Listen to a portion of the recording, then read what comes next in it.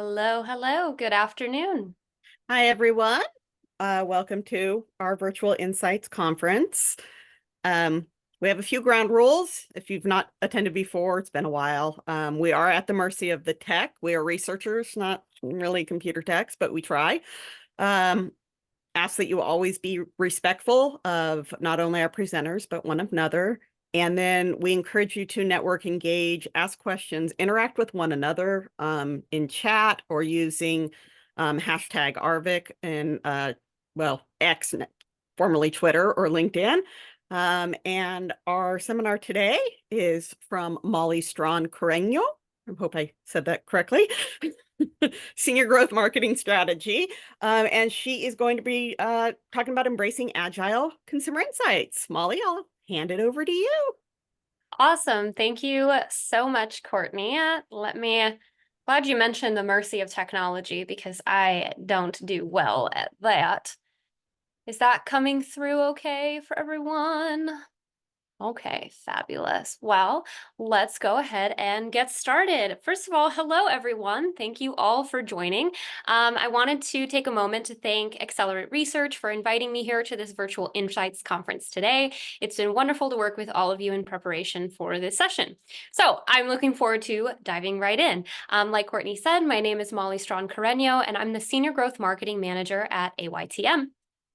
A little bit about me. I've been in the research and sampling industry for going on 7, 8-ish years, primarily in marketing, but I've also done my fair share of full service project management. I've always been passionate about empowering curiosity, and that's exactly what AYTM does, and I'm privileged to work on it every day. But enough about me, let's jump right into our topic today. So today I'll be talking through Agile Consumer Insights, what it is, what it isn't, some core principles, and how we, both as providers and consumers of research data, can better adapt to new methods, mindsets, and technologies for greater success. So I'm sure you've all heard statements like this before. The world is changing faster than ever. This is not news, but it is worth reiterating. Organizations are seeing an increased need for speed in corporate decision-making that traditional research methods just can't support. What we've seen are more organizations and departments leading and making moves with sparse data, gut feelings, and assumptions. We need to make quicker decisions at the same rate at which our global and highly connected world changes today. Traditional research methods that take months to field are no longer what's going to be working. Your clients need data now and within days. An agile transformation commitment can help insights departments also reinforce their influence. But first, let's dig a little bit more into this concept. So let's start at the top. What does this mean for insights teams? At a base level, how consumers interact with brands and the expectations they have of them have fundamentally changed. We've seen that brands can be canceled and lose support and substantial revenue, not just when they say the wrong thing, but when they understand the right thing in the wrong way. With increased internet connectivity, damages can be widespread and it can happen fast. But there is so much all going on at once as well. Our attention is limited to the hours of the day and is pulled in hundreds of different directions. So how we test for consumer voice is also changing. Without a doubt, we are in an attention economy.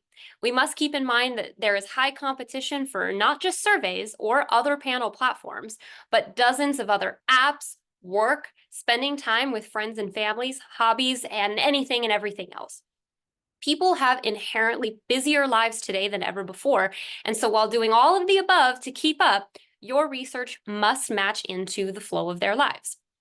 Next, globalization and digitization means an overflow of information and new concepts that brands have never previously needed to react to or predict for. There is new pressure to use research for message testing and concept testing, empowering informed innovation and product development. More than ever, being first to market is exceedingly important, as the second or third to market will always be chasing the market share of the first. You and your clients need to be solving for problems that you are actually predicting for ahead of time. And because of the in-the-moment globalized communication, new trends can actually start and end within the same week. So if brands plan to capitalize on it effectively, they must understand and deploy solutions faster than ever before.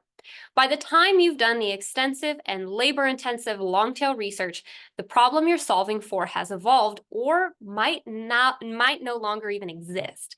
So when hearts and minds can be won and lost in a single news cycle, traditional methods just won't cut it. So what do we do about it? The problem can seem daunting. And if you think that a one-size-fits-all system can't solve all of these problems, you'd be right. So don't expect faster efficiency and long-term cost savings without substantial change management. I want to spend the majority of this session reframing how you might think about Agile, as it's become standard for so many industries outside of our own and become a huge buzzword. There can be many different definitions. Let's talk about what this means for us as researchers and also as research providers. We know that researchers have now become storytellers, right? Synthesizing new understandings and illuminating meanings behind their learnings. Simply adding the newest technology platform to an existing flow is not adopting Agile. Sure, Agile has roots in software development, but it is not all about technology. It's really about teams. And while the term Agile has become synonymous with tech solutions in the research space, it's important to recognize that it began as a mindset, as a way of seeing and solving problems in a more flexible and nimble way. Now let's think about how this concept applies to research. We must understand what is going on, identify uncertainties, and figure out how to adapt as we go. And this is probably the biggest gap as companies try to consider more tech-first and agile approaches. They don't adopt the mindset or work on the change management. We know that there's a shift to always-on research initiatives and iterative survey design with laser-focused questions, but as we've seen, we need teams with a new mindset on how to effectively approach this for success. Let's go through what's included in an agile mindset. As we consider the shift, it's important to establish internally what agile process is and isn't. So starting at the top left here, Agile is about individuals and interactions and is not solely driven by adding new tools to your tech stack, as I mentioned before. It is how teams come together that drive results and is instead supported by the tools that they use. Function over fashion. As it's teams that drive success, it's important that any tool or technology that you have to support the agile journey isn't cumbersome and that you don't just have a tool for the sake of having it. It can be very easy to get bogged down in whatever the next best thing is, so it's important to truly sit with what is most valuable to your team. Collaborate and cooperate. As we all know as research nerds, insights are important to all departments within any organization in any industry and should be accessible for all. Especially as we're designing agile programs for our clients, be sure to not limit the flexibility of agile tools and processes by extensive contracts or negotiations. Finally, and most important in the spirit of Agile, is responding to change. If we know anything that I've said previously, it's that consumers are unpredictable, and we must build a model that works to understand this change in environment. If we are stuck in a set in stone plan, it defeats the entire purpose of staying agile. So now that we know a little bit about what Agile is and isn't, let's talk about the core mantras of this research method in practice. And we can think about Agile in these 4 pillars. First, Agile is a complete elimination of waste. Waste meaning extra fluff that you don't need, that isn't answering your core questions. Spend time on only what is most important. It is this step in what makes Agile cost and resource effective. 2, agile means just enough, just in time. And I love this phrase. It means to deliver value constantly, not too much or too little, too fast or too slow. And it requires us to focus on key questions of right now. 3, agile requires us not to settle, but to instead harness change. This is the beauty of the whole process. If something didn't work the first time, that's okay. Feel confident to iterate your process each time it is not serving your needs. Find new ways to measure new things. Like I said before about a set in stone plan, we can no longer afford to get stuck in this cycle of this is how it's always been done. And finally, 4, agile means harnessing change for competitive advantage. This ties a little bit back into point 3. Staying agile will keep you in line or even ahead of consumer trends and definitely ahead of the competition. So iterate, learn, and adapt as you go and repeat it often. So I've just said a lot of stuff, but what does this actually look like in practice? With so many stakeholders and things to test, we all know how quickly things can get wildly out of hand. So I wanted to share this case study from Boston Beer. So I'm just going to go ahead and read it.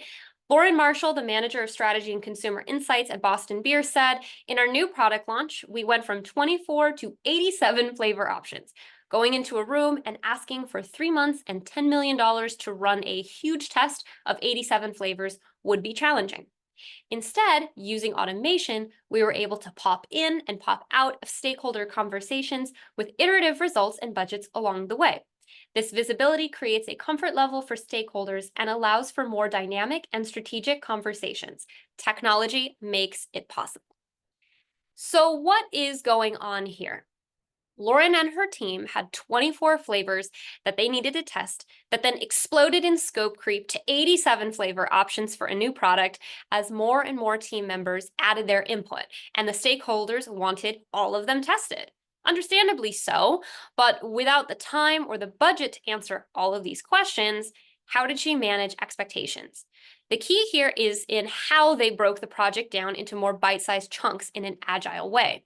The team tested flavors to audiences in batches, almost like a sports bracket. And when they got down to 20 winning flavors, they then did further deep dives from there with more questions.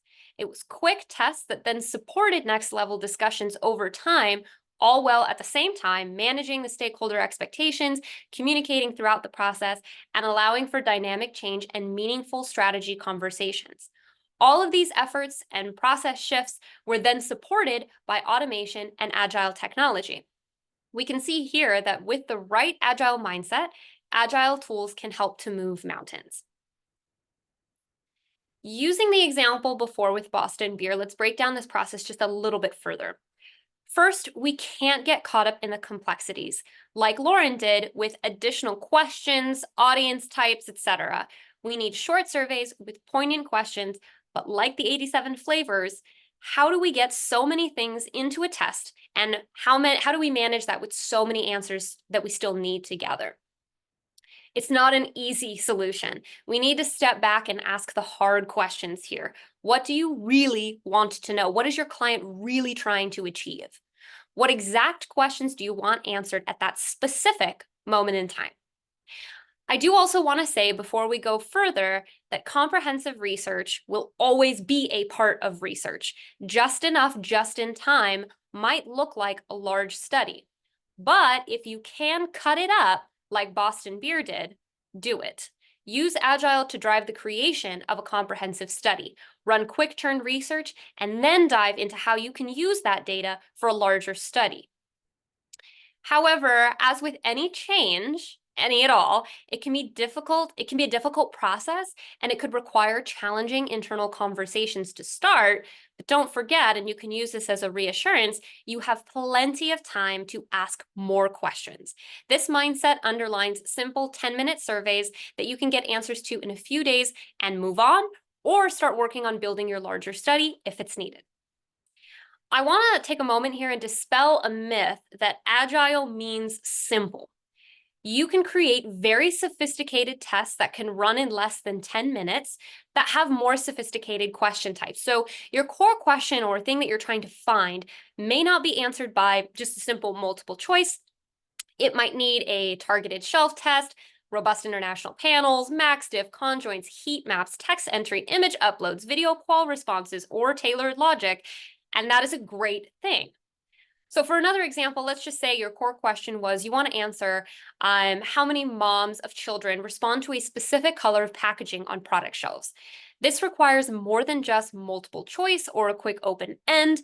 And you in the audience might know how you can also already imagine this spinning out of control. There can be tons of other add-ons or qualifications that it's just not possible to test in a singular test.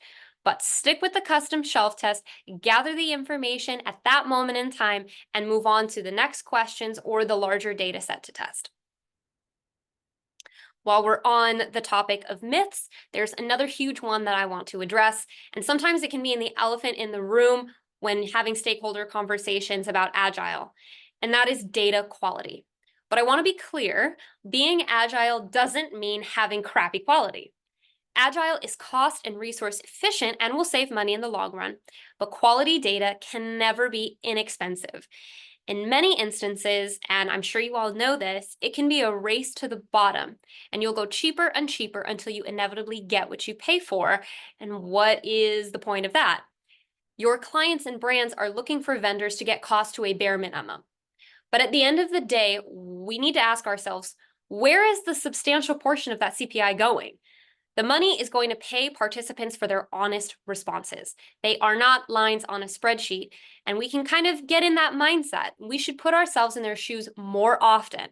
And let's be honest, what is 3 cents really worth to you?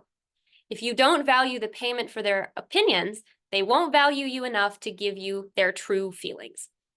As we consider how we frame participant experience, always know that experience will impact data quality, always, at any level. Survey participants providing their opinion for 5 minutes is much easier than asking for 30 minutes of grid questions. Going back to the attention economy we talked about competing in earlier, ain't nobody got time for that. An agile mindset armed with agile tools can assist in creating more engaging surveys that survey respondents will want to participate in. Plus, there are other things we must consider on the supplier side, such as dashboard capabilities, reward accessibility and variability, gamification, a whole bunch of other things that can all influence the quality of the end result data. As you're thinking through all of these things, also consider having a truly honest conversation about panel sources, maintenance, or security level quality checks. No matter the research method, you always need to find or be the partner that prioritizes data quality, prioritizes experiences, and is always consultative. Champion technology tools that remove bots, hackers, and professional survey takers, especially in the era of emerging AI methods, which is a whole other conversation. Consider also SMR and MRS standards and other requirements of research providers and work to prioritize it. The greatest part of this approach as it relates to data quality is that you, your team, and your research partner can uncover quality issues faster and with the greater ability to pivot. So finally, as we close off today's session, I want to discuss important final considerations for this whole process of agile transformation, both when it comes to moving your own teams or working with an end client on their journey. We've covered how to think about agile, what it is and what it isn't, a little bit about how to do it. So let's cover some of the challenges you might encounter. I know that change can be scary, but we need to lean in with empathy, know the why, and trust in agile. It's important to know that each company, team, and culture is going to be very different. There is no one-size-fits-all approach to change, but I find that these 4 things come up a lot. First is culture. Recognize how this is going to change existing processes, teams, executives, and even available jobs. Due to the wide array of definitions for agile, there could be some worry about team members losing their job. That, of course, is not the case. Certain lengthy discussions and contracts could be core to a culture of process. Anything else would feel uncomfortable or spur feelings of vulnerability. You might know that agile is the right path and that behaviors like this must stop in that adoption process, but it's really important to dispel any fears. Next is communication. This looks like establishing buy-in early from leadership, communicating the why often and clearly, truly hearing and addressing concerns, understanding unique needs of teams or team members, and reestablishing alignment continuously. Whether this is in meetings, emails, or messages from you or senior leadership is completely up to you and your organization, so long as it's coming across clearly and effectively. Third is process change. In the true spirit of agile, if something isn't working in any of the above that I just mentioned, embrace agile mindset and change it. There is no right answer, truly, so long as your key questions continue to be answered and that you are finding market success. An important facet of this is also upscaling and training to help with the adoption of Agile. Things like how to create an Agile mindset, selling internally to stakeholders, and developing training programs are going to be essential to successful adoption. The more that Agile tools and mindsets become a very real reality in our industry, the more that talent requirements are going to change. The power of training and learning, soft skills, and Agile technical skills cannot be understated. Finally, timelines. Know that this won't happen overnight, but actively keep teams on track and moving towards Agile ideal goals, whatever that looks like for your organization. Patience is also critically important here. Follow through with new behaviors and carefully measure mindset changes over time. Foster organic adoption, get excited, and celebrate the small but valuable wins. Thank you so much for your time today. That has been my presentation, and thank you again to Accelerant Research. This is my information. You can reach me anytime at molly@aytm.com or over LinkedIn. I would love to connect with all of you. And at this point, if anybody has any questions, I'll open up the floor to Q&A. Currently do not see any questions. Okay. But I will ask you one. Sure. I'm assuming here that you have implemented or been a part of an Agile team. Yes. Several times. Maybe you can give us an example of how you've gotten other folks to adopt the Agile mindset. I think it can, like I mentioned before, it can be super difficult to do that in just saying what is going to happen, right? It can be difficult to change people's minds without actually seeing results because we're very habit oriented. And especially when there's concerns with brand trackers or other long-term research projects that data consistency is super important. How do you transition those things away? And that's why I also mentioned that starting small here is probably going to be key and demonstrating the true impact of it. So if you can take a larger study and say, I want to rip apart this study and I want to just test one section of it in an agile way, nothing that's going to affect any of the long-term data that we're trying to collect, but in a way that we can just take a look at that one small project. Then you can tell stakeholders, hey, we got this project done in 24 hours. This is the data we found. This is how we're planning on implementing the data. And this is the changes that we've been able to make. And this is how we can use this to stay ahead. I really think it just takes a little bit of a foot in the door, and then the data will speak for itself. The change will happen organically over time as more and more people start to realize that this is the most efficient way forward. Awesome. And then Lori is asking what kinds of barriers, objections that you've seen to the Agile mindset. Yeah, I think the biggest one, because that's a great question and concern, has really just been, I can't make the change to Agile. All of that sounds great and wonderful, but I have been asking for the last 10 years on this brand tracker.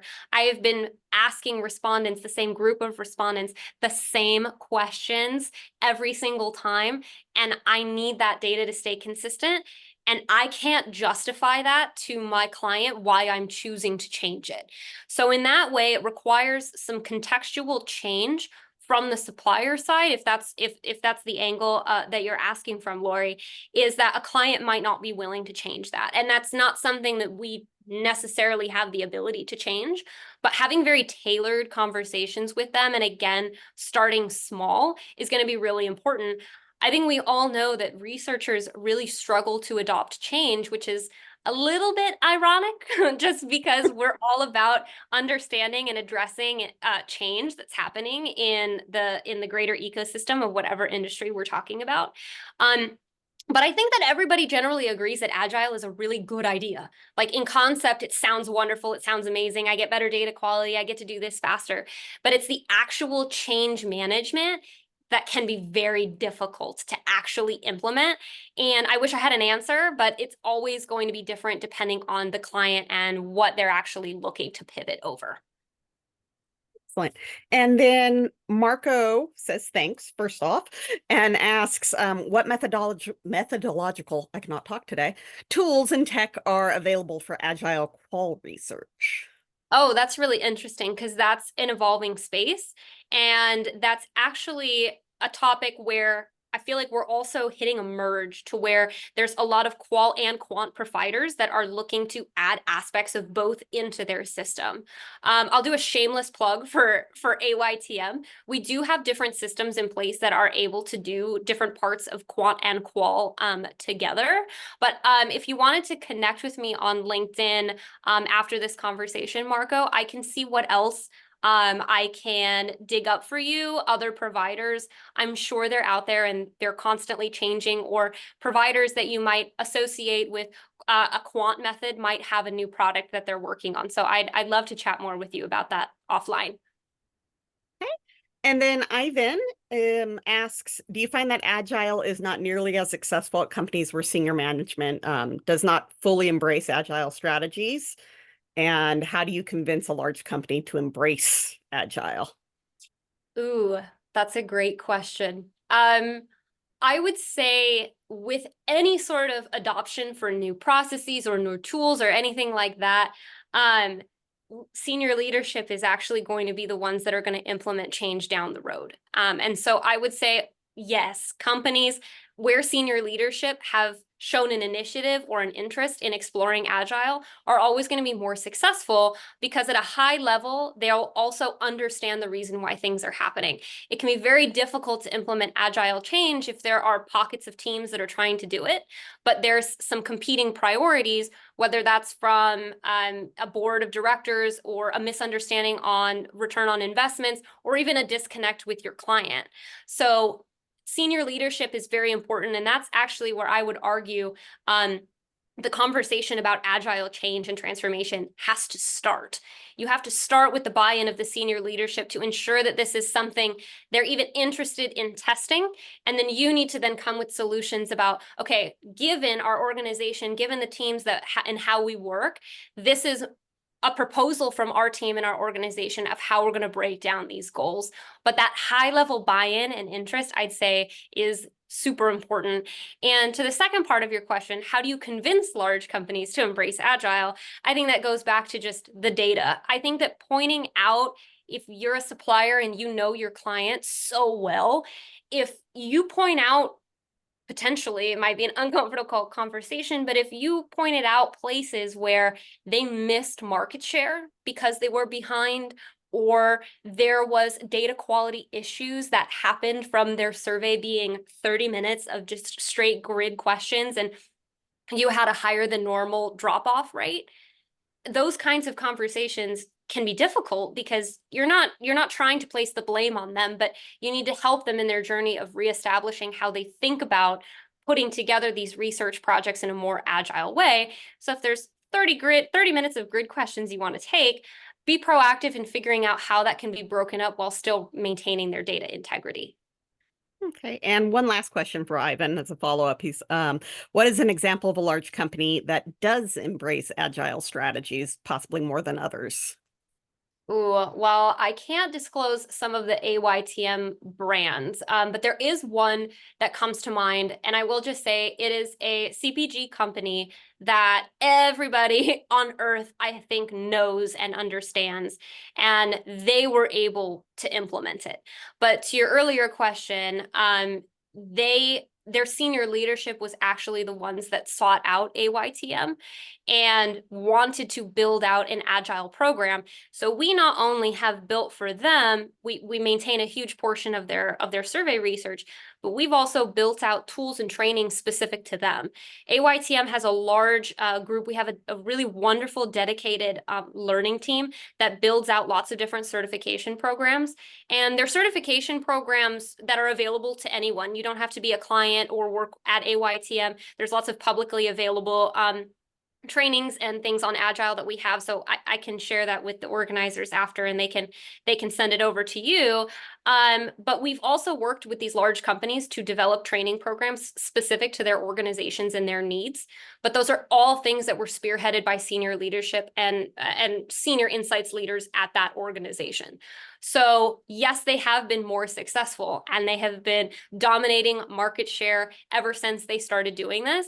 And they're really working to not only maintain that, but also grow their market share and being the first to market and capitalizing on different parts of the new consumer journey. Excellent. Great questions, everyone. Yeah. Well, thank you, Molly. Appreciate that presentation, and I wanted to thank everyone for attending. That is our last presentation of the day, and we will have, future RVICs. So if you missed any of the presentations today, we will be archiving, and then be on the lookout for any of future conference announcements. Thank you so much again, Molly. Thank you guys so much. Have a great rest of your day. You too. Goodbye, Bye, everybody. everyone.